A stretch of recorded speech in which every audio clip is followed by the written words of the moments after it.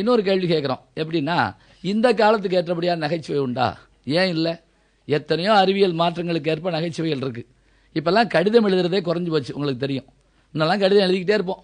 எனக்கெல்லாம் ஒரு நண்பர் கடிதம் எழுதுகிறப்ப கீழே கட்டாயம் ஒரு குறிப்பு எழுதுவார். இந்த கடிதம் கிடைக்காவிட்டால் உடனே பதில் எழுது அப்படிம்பார். இது எப்படி எழுத முடியும்? அது வந்து வேற சண்டை போடுவார். நான் சொல்லியிருந்தேன்ல, ஏன் எழுதலை அப்படின்லாம் சொல்லி கேட்பார். அவர் என்ன பண்ணுறது? இப்போ அது இல்லை. இப்போல்லாம் ஃபோன் வந்துருச்சு.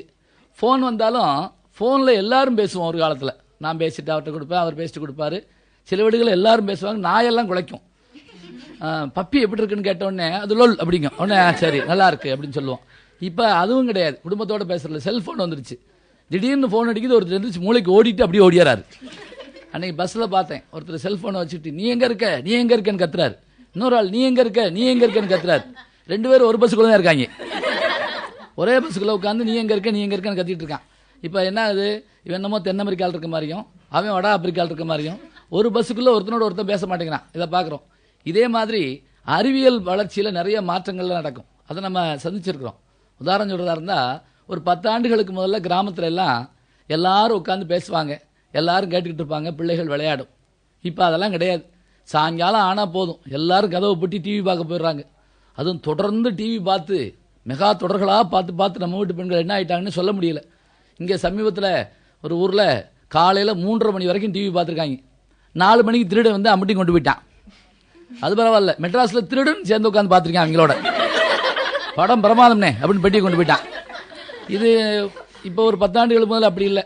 நான் கிராமத்தில் இருக்கப்ப டிவி எல்லார் வீட்லேயும் இருக்காது. சில ஆண்டுகளுக்கு முதல்ல எங்கள் வீட்டில் டிவி இருந்தது. அப்போ நான் கல்லூரி முடிஞ்சு போகிறப்ப இரவு வீட்டுக்கு போனால் கதை திறந்தால் ஒரு 10 பேர் உள்ளே உட்காந்துருப்பாங்க, சின்ன பையங்களா. ஒரு மினி தேட்டர் மாதிரி இருக்கும் எங்கள் வீடு. ஆச்சரியமாக இருக்கும். தினம் நான் போவேன், பையங்க உடனே என்னை பார்த்துட்டு வெளியே ஓடுவாங்க. ஒரு நாள் ஒரு பையன் என்னைய சொல்கிறான், இந்த ஆளும் தினம் வந்துடுறான்டா அப்படின்னு சொல்லி. நான் அப்புறம் எங்கள் வீட்டில் சொன்னேன், இந்த மாதிரிலாம் செய்யாத, இவன் என்னையும் சேர்த்து சினிமா பார்க்க வந்த ஆளில் கணக்கில் சேர்த்து விட்டான் அப்படின்னு சொல்லி. அப்போ இவர் நினச்சி பாருங்கள், இந்த அறிவியல் வளர்ச்சியிலே நிறைய மாற்றங்கள் இருக்கா? இருக்குது. அது மட்டும் இல்லைங்க, அமெரிக்காவில் இருக்கவன் நமக்கு அண்டை வீட்டுக்காரனாக இருக்கான். ஆனால் அடுத்த வீட்டுக்காரன் நமக்கு அயல் கிரகத்துக்காரனாக இருக்கான். அது இப்படி எப்படின்னு சொல்கிறேன்னா, கிராமத்திலேருந்து இங்கே வந்துட்டேன், நகரத்துக்கு வந்து பல நாள் ஆச்சு, 3-4 வருஷம் ஆச்சுன்னு வைங்களேன். நிறைய வீடுகள் கொண்ட ஒரு குடியிருப்பில் இருக்கேன். எங்கள் பக்கத்து வீட்டுக்காரரு முந்தா நாள் என்கிட்ட கேட்டார், நீங்கள் இங்கே தான் இருக்கீங்களா அப்படின்னு கேட்டார். நான் வந்து 3 வருஷம் ஆச்சு. எப்படி கண்டுபிடிச்சிங்கன்னு கேட்டேன். உங்களை டிவியில் காமிச்சாங்க அப்படின்னு சொன்னார். அவர் ஜன்னலை திறந்தால் என்னையை பார்க்கலாம், ஆனால் நான் சேட்டலைட் வழியாக வந்தால் தான் அவர் என்னை பார்க்குறாரு. அப்போ என்னன்னா, அவசரமாக ஓடுறோம், வேகம் வேகம் வேகம்னு சொல்கிறோம். வேகத்துக்கு ஏற்ற நகைச்சுவையும் உண்டு. இப்போ இந்த வேகத்தை குறைக்கிறதுக்கு, டென்ஷனை குறைக்கிறதுக்கு யோகா கிளாஸ் போக சொல்கிறாங்க. யோகா கிளாஸ்க்கு சில பேர் டென்ஷனாக போயிட்டு இருக்காங்க.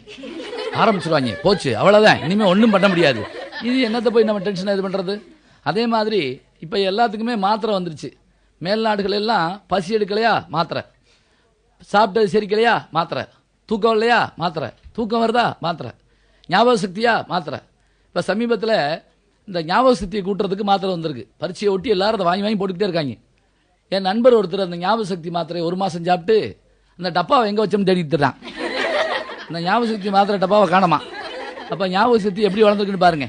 இப்போ நினச்சி பாருங்க, புது புது விஷயங்களுக்கு ஏற்ப நிறைய மாற்றங்கள் வந்திருக்கு. அதுக்கு ஏற்றபடியான நகைச்சுவை வந்திருக்கு. சிரிச்சா நல்லது, சிரிக்க சிரிக்க நல்லது. வாய் விட்டு சிரிச்சிங்களா? இன்னும் சிரிக்கலாம், கொஞ்சம் பொறுங்க.